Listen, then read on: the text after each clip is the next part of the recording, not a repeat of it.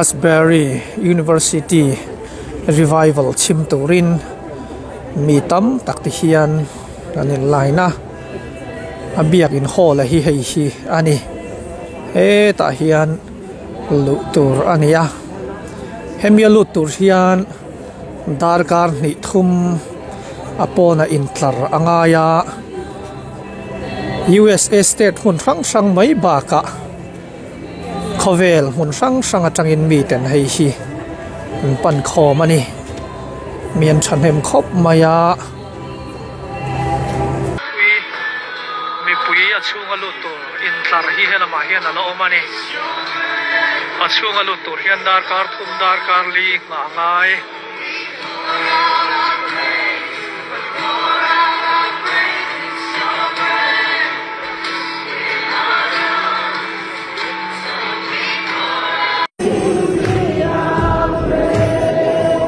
Patiam hathi aro pui khomle nishin kana kan sia thiam phak ba tin pathian hian na thok the ni chani he revival a hian chiam em mai ani hei kan buang hian he biak in he lai modern takat sei ani rowa mi han hip tura thil han siam phak om chuang lo me kan worship chuai tu na to hi milar an ni lawa karem cha apiang in an shoya chuti han milar khovelina shriat tu ma nom chuang lo ama che kharau thiam le min mi a hi khom chuan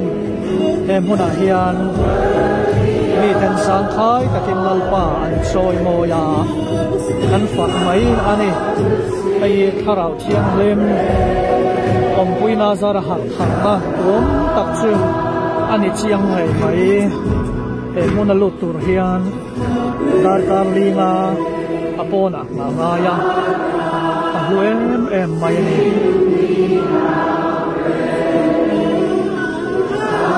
rau chiang lim ha tho hi ni sing te na kan siat thiam khak ba kin singa ti thai ni avaru ye e hak na hian America ram hun sang afan me hovel hun tina e ham na ya pan suak nok te se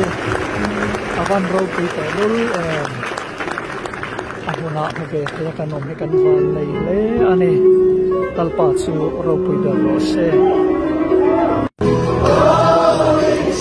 he har tham hian thalai te afan ne hiu maya hian chulai te ania e la ni chuat zola achan ve malam chin zo hi high school zirlai te college university zirlai te tan pi ka thutna da ani thianin hetiang hian thalai te ne na thu asuita hi rupui le ni in afriat ani he university mai lovin USA university tam taka hi har thar na hian akam kai chome zil ania USA mai ni lovin khovel mun da te pro akam kai zel ni shriat ani bok ani tharau thiam lim na tho lo ni nge sela mitam takin sual simin ani su krista lam an hoi ahon re to ani ange ti in krista thina athive to te chua thole krista nun nan chang